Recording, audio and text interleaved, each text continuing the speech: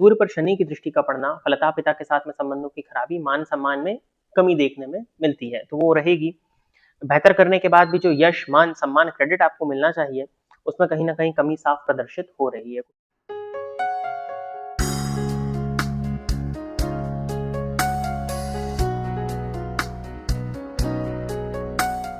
नमस्कार, स्वागत है आपका प्रोफेशनल एस्ट्रोलॉजी पर। मैं यशराज तिवारी आज आप सभी के समक्ष उपस्थित हुआ हूं, आप सभी दर्शकों की जन्म कुंडली का निःशुल्क अध्ययन करने के लिए। निःशुल्क जन्म कुंडली अध्ययन की जो हमारी सीरीज चल रही थी, उस सीरीज में आज तक 227 कार्यक्रम बन चुके हैं और इस सीरीज का जो आज का कार्यक्रम होने वाला है, 228वें नंबर का कार्यक्रम होने वाला है। साथ ही साथ इस सीरीज में आज तक 1089 लोगों की जन्म कुंडली का अध्ययन निःशुल्क रूप से किया जा चुका है और आज के इस कार्यक्रम की जो पहली जन्म कुंडली होगी वो 1090वें जन्म नंबर की जन्म कुंडली होने वाली है। यदि आप इस कार्यक्रम को देखते हैं और इस कार्यक्रम के माध्यम से आपका कुछ भी लाभ होता है तो आप इस वीडियो को लाइक करें, साथ ही साथ इस चैनल को सब्सक्राइब करें ताकि इन फ्यूचर जो भी कंटेंट मेरे द्वारा इस चैनल पर अपलोड किया जाता है उसका नोटिफिकेशन आपको मिलता रहे। यदि इस कार्यक्रम के माध्यम से आपका कुछ भी लाभ होता है तो आप इस वीडियो को ज्यादा से ज्यादा लोगों के साथ में शेयर करें ताकि और भी लोगों का लाभ हो और उसका माध्यम आप सभी दर्शक बने। यदि आप भी अपनी जन्म कुंडली का अध्ययन निःशुल्क रूप से मेरे द्वारा इसी तरह से कराना चाहते हैं तो आप अपनी बर्थ डिटेल्स जैसे कि आप अपना नाम, अपने जन्म की तिथि, अपने जन्म का समय और अपने जन्म का स्थान, ये चारों ही चीजें किसी भी एक स्पेसिफिक प्रश्न के साथ में इसी वीडियो के कमेंट सेक्शन में दे दीजिए। आपकी डिटेल्स को देने के 2 से ढाई महीने के बाद में आपकी जन्म कुंडली का अध्ययन मेरे द्वारा ठीक इसी प्रकार से यूट्यूब पर वीडियो बना करके निःशुल्क रूप से किया जाएगा। यदि आप जानना चाहते हैं कि आपका ये वर्ष और आपका ये मंथ कैसा होने वाला है, तो इस वीडियो के डिस्क्रिप्शन बॉक्स में जो शुरुआत में 2 प्लेलिस्ट का लिंक दिया हुआ है, उन्हें अवश्य ही चेक कर लीजिएगा। अब हम बिना विलंब किए अपने आज के इस कार्यक्रम की शुरुआत करते हैं और आज के इस कार्यक्रम की जो पहली जन्म कुंडली है, यह है विभूति भूषण रौत। तो विभूति जी आप तैयार रहें, आपकी जन्म कुंडली मैं ले रहा हूँ। डेट ऑफ बर्थ इन्होंने दिया हुआ है 11 सितंबर 1993। जन्म का समय है 3:15, कुछ नहीं लिखा है तो एएम ही होगा और जन्म स्थान है भद्रक, उड़ीसा।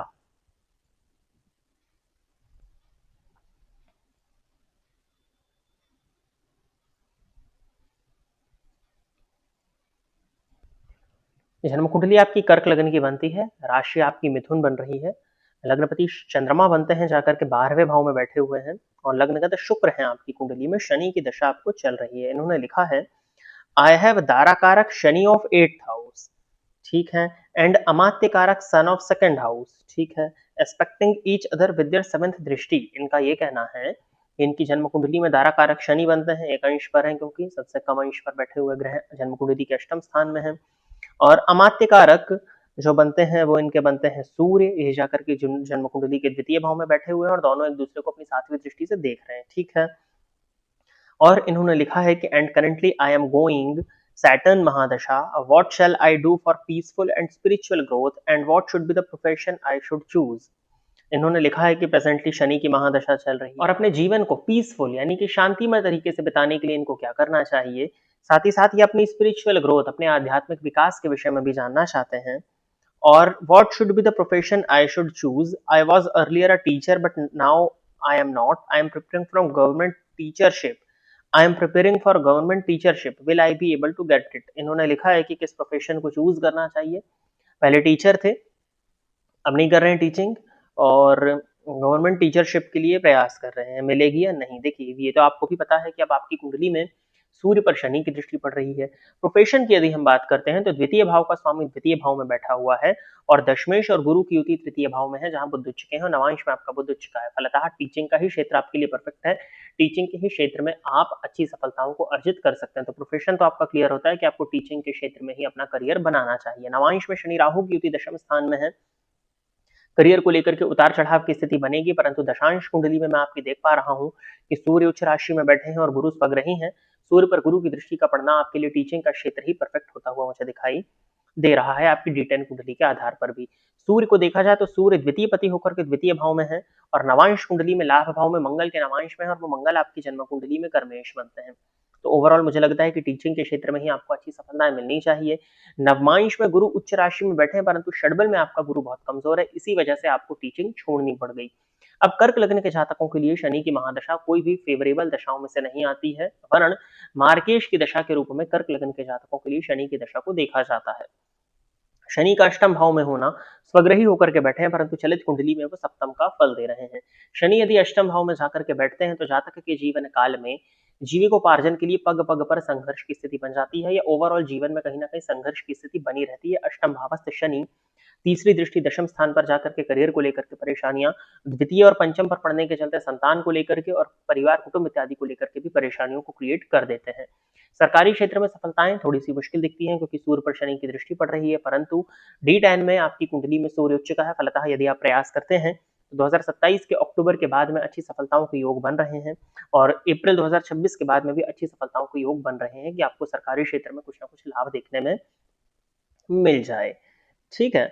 अब ये जो आपने पूरी स्टोरी शुरू में लिखी है दारा कारक और अमात्य कारक की, उससे आप क्या जानना चाहते हैं? देखिए, सूर्य पर शनि की दृष्टि का पड़ना फलतः पिता के साथ में संबंधों की खराबी, मान सम्मान में कमी देखने में मिलती है, तो वो रहेगी। बेहतर करने के बाद भी जो यश, मान सम्मान, क्रेडिट आपको मिलना चाहिए, उसमें कहीं ना कहीं कमी साफ प्रदर्शित हो रही है। कुटुंबीजनों का भी बहुत ज्यादा सुख और सहयोग आपको प्राप्त ना हो, इस बात की पॉसिबिलिटीज है, इसको आपको स्वीकार करना होगा। धारा कारक के रूप में यदि आपने शनि को संबोधित किया है तो वो चलित में सप्तम का ही फल दे रहे हैं, फलतः कहीं ना कहीं दाम्पत्य में भी कुछ हद तक उदासीनता दिख रही है, परंतु यदि कुंडली मिलान करके आपका विवाह होता है तो लग्नगत शुक्र होने के चलते एक अच्छा दाम्पत्य जीवन आपको देखने में मिल जाएगा। और बस इतना ही था। स्पिरिचुअल ग्रोथ के लिए आप क्या करेंगे? आपकी कुंडली में भाग्येश भाग्य स्थान को देख रहे हैं और अष्टमेश अष्टम में ही बैठे हैं। सूर्य पर शनि की दृष्टि का पड़ना थोड़ा सा आध्यात्मिक विकास को आपके बाधित करेगा, परंतु कोई परेशानी नहीं है। यदि आपने गुरु मंत्र लिया हुआ है तो आप उस गुरु मंत्र का जाप कर सकते हैं। यदि आपने गुरु मंत्र नहीं लिया हुआ है तो यहाँ से अगर आपका देखा जाए तो आप एक शिव परिवार की फोटो को अपने पूजन स्थल पर स्थापित करिए, और शिव परिवार की पूजन यदि आप करते हैं तो इन उपायों को करना आपके लिए काफी ज्यादा फेवरेबल होगा। और सूर्य आराधना आपकी होनी चाहिए क्योंकि सूर्य आपकी कुंडली में पीड़ित भी है और आप सरकारी क्षेत्र में सफलताएं चाहते हैं। अगला जो जन्म कुंडली यहाँ पर लिखित में आई है मेरे पास में, यह है हेमलता गौर की आईडी है और हेमंत सिंह गौर की जन्म कुंडली है। तो हेमंत जी आप तैयार रहें, आपकी जन्म कुंडली में ले रहा हूं। डेट ऑफ बर्थ इन्होंने दिया हुआ है 27 मार्च 1996।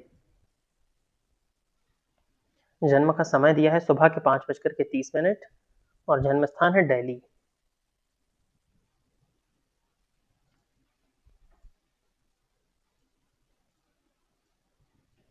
कुंभ लग्न की जन्म कुंडली है, राशि मिथुन बनती है और पंचग्रही योग आपकी कुंडली के द्वितीय भाव में बना हुआ है।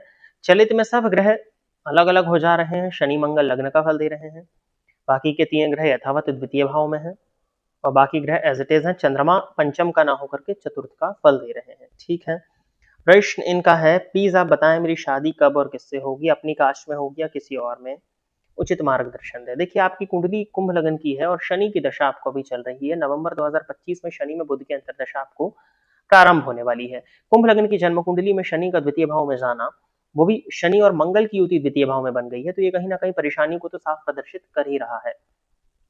अब सप्तमेश की युति यदि शनि के साथ में बन जाए और सप्तम भाव के स्वामी अपने से 8वें चले गए हैं तो भी कहीं ना कहीं विवाह में परेशानियों को प्रदर्शित करता है। 96 का आपका वर्थ है और शनि में बुध की दशा आपको प्रारंभ होगी। बुध आपकी कुंडली के द्वितीय भाव में जाकर के उत्तरा भाद्रपद नक्षत्र में बैठे हैं, जो कि शनि का आपके लग्नेश का नक्षत्र है, और नवमांश में शनि राहु की युति का चतुर्थ स्थान में होना। देखिए, मैरिज होना थोड़ी सी परेशानी है आपकी कुंडली में, हालांकि मैं ना नहीं कहूंगा क्योंकि गुरु की दृष्टि सप्तम स्थान पर पड़ रही है और शुक्र पर भी गुरु की 5वीं दृष्टि पड़ रही है, तो मुझे लगता है कि विवाह के योग तो बनने चाहिए। कुछ हद तक इंटरकास्ट की पॉसिबिलिटीज आपकी कुंडली के हिसाब से बनती हैं। आपके जन्म स्थान से ईस्ट या फिर साउथ ईस्ट डायरेक्शन से शादी का रिश्ता आने की पॉसिबिलिटीज बन रही हैं। और कब और किससे होगी वाली बात है, तो किससे होगी तो ये तो देखना होगा। कब होगी की यदि हम बात करते हैं तो 2026 और 2027 ये दोनों ही साल आपके लिए मुझे फेवरेबल दिखते हैं।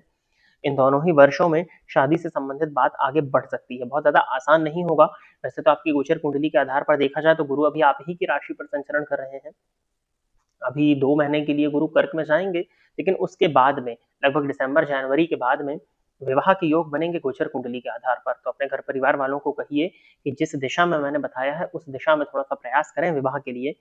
शनि की दशा में बुध के अंतर में विवाह होने की पॉसिबिलिटीज बनती हैं और यही समय मुझे फेवरेबल दिखता है, अन्यथा फिर वो आपकी शादी 33 वर्ष के बाद में फिर योग बनेंगे। तो मुझे लग रहा है कि यही अब अगर आप कोशिश कर लें तो विवाह की संभावनाएं बन जानी चाहिए। रविवार का उपवास करिए, सूर्य भगवान को जल प्रदान करिए। इसके साथ ही साथ में गुरुवार से प्रारंभ करके नित्य अपने स्नान के जल में 1 चुटकी हल्दी डाल करके स्नान करिए।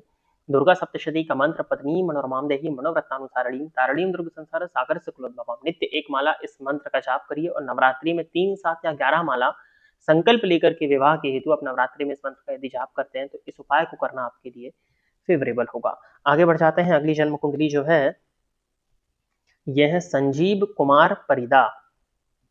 संजीव जी आप तैयार रहें, आपकी जन्म कुंडली मैं ले रहा हूं। डेट ऑफ बर्थ बताया है इन्होंने 31 जनवरी 1984 2:45 AM खुर्दा उड़ीसा। उड़ीसा की कुंडलियां ज्यादा हैं। उड़ीसा में लोग हिंदी समझ रहे हैं क्या? आजकल एक ऑप्शन और YouTube के थ्रू अवेलेबल कराया गया है, लैंग्वेज को चेंज कर सकते हैं। वहां पर यदि वीडियो हिंदी में है तो आप उसको इंग्लिश में सुनना चाहें तो आपको इंग्लिश में सुनाई देता है और कैप्शंस भी जहां तक हिंदी में आते हैं, तो हो सकता है कि उसके थ्रू लोग जुड़े हों। इन्होंने लिखा है कि can you please tell me about my job career and family life when I will get the job. देखिए सारी चीजों को तो इस कुंडली अध्ययन के कार्यक्रम में सम्मिलित नहीं किया जाता है। यदि आप अपनी पूरी जन्म कुंडली का अध्ययन मतलब हर एस्पेक्ट का प्रश्न पूछना चाहते हैं तो फिर तो आपको अपनी जन्म कुंडली का पर्सनल अपॉइंटमेंट लेकर के अध्ययन कराना होगा। उसके लिए आप व्हाट्सएप के माध्यम से संपर्क कर लीजिएगा। इस वीडियो के स्क्रीन पर आपको नंबर मिल रहे हैं। नौकरी कब मिलेगी मैं आपको बता देता हूँ। राहु की दशा आपको चल रही है और 1984 का आपका जन्म है, तो अभी तक तो आप कुछ ना कुछ कर ही रहे होंगे। राहु की दशा में शुक्र का अंतर आपको चल रहा है। वृश्चिक लगन की आपकी जन्म कुंडली है। महाधनी योग आपकी कुंडली में लगा है। मुझे लगता है कि नौकरी मिलने का तो यही योग आपका चल रहा है। आप बस ढूंढिए, नौकरी का तो योग है ही। बिल्कुल परफेक्ट टाइम चल रहा है। 21/9 के बाद में तो और अच्छी स्थितियां बन जाएंगी। 21 सितंबर से 15 अक्टूबर के बीच में तो बहुत प्रबलतम नौकरी के योग आपके बन रहे हैं और ऐसा कोई जॉब लॉस की स्थिति भी आपकी कुंडली में मुझे नहीं दिखाई दे रही है। नौकरी के योग हैं, नौकरी के लिए प्रयास करिए आप। आपकी कुंडली में लग्नपति जाकर के 12वें भाव में बैठे हैं और लग्न में केतु बैठे हुए हैं, इस वजह से परेशानी है। लग्नपति जब 12वें भाव में हो तो जातक को उसके जन्म स्थान में सफलताएं नहीं मिलती हैं। कहीं ना कहीं उसको जीवन काल में जीविकोपार्जन के लिए संघर्ष करना पड़ता है। तो आप अपने जन्म स्थान से दूर जाकर के नौकरी के लिए प्रयास करिए। बाहर जाना चाहते हैं तो फरवरी से जुलाई के बीच में बहुत अच्छे योग है। फरवरी से जुलाई के बीच में आप बाहर जाएं, अभी भी योग आपका चल रहा है। इसी समय पर आपको नौकरी मिल जानी चाहिए। आपकी कुंडली में आप ये मान करके चलें कि आपके नौकरी लगने के योग चल रहे हैं। आप अपने जन्म स्थान से दूर जाएंगे, वहां ज्यादा सफलताएं मिलेंगी। अब आपकी कुंडली इस बात को बता रही है कि कहीं ना कहीं संतोष की कमी आपके अंदर है। यदि आप असंतुष्टि की वजह से नौकरी को छोड़ देते हैं तो आप मेरी बात को नोट करके रख लीजिए कि आप संतुष्ट अपने जीवन काल में आप कुछ भी करें आप नहीं हो पाएंगे, क्योंकि आपकी कुंडली में संतोष ना होने के ही योग लगे हुए हैं। वृश्चिक लगन की कुंडली है। नौकरी में बहुत ज्यादा अच्छा भी आप महसूस नहीं करेंगे, लेकिन अब राहु की महादशा आपको चल रही है और राहु की स्थिति को मैं देख पा रहा हूँ कि 7th हाउस में ही बैठे व्यापार के स्थान में है। तो व्यापार की तरफ तो जाने की सलाह आपको नहीं दी जाएगी जब तक गुरु की दशा नहीं आ जाती है, लेकिन राहु की दशा में ही अभी आप नौकरी के लिए प्रयास करिए। आगे जाकर के खुद अपना कुछ करिएगा। अभी आप नौकरी के लिए प्रयास यदि करते हैं तो नौकरी मिलने के योग आपके चल रहे हैं। उपाय के तौर पर बस सूर्य भगवान की आराधना करनी है और गणेश जी का मंत्र ओम गंगणपतये नमः नित्य 3 माला जाप करिए। अगली जन्म कुंडली जो है ये लंकेश्वर इंटरनेशनल नाम से आईडी है और देवांश चतुर्वेदी की जन्म कुंडली है। 11 जून 2025, तो ये किसी बच्चे की कुंडली है।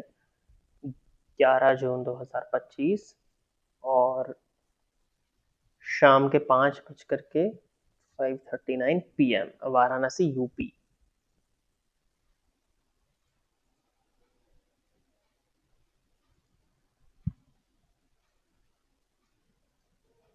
वृश्चिक लग्न, वृश्चिक राशि, बुध की दशा चल रही है। बुध अष्टम भाव में बैठे हैं। देखिए स्वास्थ्य को लेकर के बहुत ज्यादा चिंतित और सावधान होने की जरूरत है। अभी हेल्थ कंडीशंस कैसी है नहीं पता है, परंतु फिर भी स्वास्थ्य को लेकर के पूरा फोकस होना चाहिए। प्रश्न पढ़ लेते हैं। स्टडी और धन योग। देखिए इस उम्र में इन चीजों के विषय में ना ही पूछें तो ज्यादा बेहतर है। ऑब्वियस सी बात है कि पेरेंट्स को क्यूरियोसिटी होती है कि बच्चा आगे जाकर के क्या करेगा, क्या नहीं करेगा, पैसा कमाएगा या नहीं कमाएगा। वो एक बाद की बात है। इस कुंडली में धन की स्थिति ठीक है, करियर भी अच्छा रहेगा। पढ़ाई में कुछ ऑब्स्टिकल्स आएंगे, लेकिन वो भी अभी हमारा विषय नहीं है क्योंकि पढ़ाई भी अभी शुरू नहीं हो रही है। इस कुंडली में केवल और केवल स्वास्थ्य, अभी सिर्फ स्वास्थ्य पे ध्यान देने की जरूरत है। स्वास्थ्य को लेकर के मुझे चिंताएं दिखाई दे रही हैं, तो स्वास्थ्य का ही ध्यान रखें। केवल और केवल माता या पिता में से कोई एक बुधवार का उपवास करें इस बालक के लिए, यही मैं उपाय बताऊंगा। बाकी जो प्रश्न आपने दिए हुए हैं उन प्रश्न के लिए ये उम्र अभी सही नहीं है। लगभग 3-4 वर्ष की उम्र हो जाने दीजिए। एजुकेशन में ऑब्स्टिकल्स हैं, करियर वाइज स्थिति ठीक दिख रही है मुझे, परेशानियां जाएंगी, कंफ्यूजन रहेगा, लेकिन मैं उसको बेहतर रूप से अभी यहाँ एक्सप्लेन नहीं करूंगा। तो प्रिय दर्शकों, इतनी ही जन्म कुंडलियों का अध्ययन करने के लिए आज मैं आप सभी के समक्ष उपस्थित हुआ था। आशा करता हूँ कि जितने भी लोगों की जन्म कुंडली का अध्ययन मेरे द्वारा इस निःशुल्क जन्म कुंडली अध्ययन के कार्यक्रम के माध्यम से किया गया, वो सभी लोग संतुष्ट होंगे। यदि आप इस कार्यक्रम को देखते हैं और इस कार्यक्रम के माध्यम से आपका कुछ भी लाभ होता है, तो आप इस वीडियो को लाइक करें, साथ ही साथ इस चैनल को सब्सक्राइब करें, ताकि इन फ्यूचर जो भी कंटेंट मेरे द्वारा इस चैनल पर अपलोड किया जाता है उसका नोटिफिकेशन आपको मिलता रहे। यदि इस कार्यक्रम के माध्यम से आपका कुछ भी लाभ होता है, तो आप इस वीडियो को ज्यादा से ज्यादा लोगों के साथ में शेयर करें, ताकि और भी लोगों का लाभ हो और उसका माध्यम आप सभी दर्शक बने। यदि आप भी अपनी जन्म कुंडली को इस कार्यक्रम में सम्मिलित कराना चाहते हैं, तो आप अपनी बर्थ डिटेल्स, जैसे कि आप अपना नाम, अपने जन्म की तिथि, अपने जन्म का समय और अपने जन्म का स्थान, ये चारों ही चीजें किसी भी एक स्पेसिफिक प्रश्न के साथ में इसी वीडियो के कमेंट सेक्शन में दे दीजिए। आज के इस कार्यक्रम में बस इतना ही रखते हैं। नमस्कार।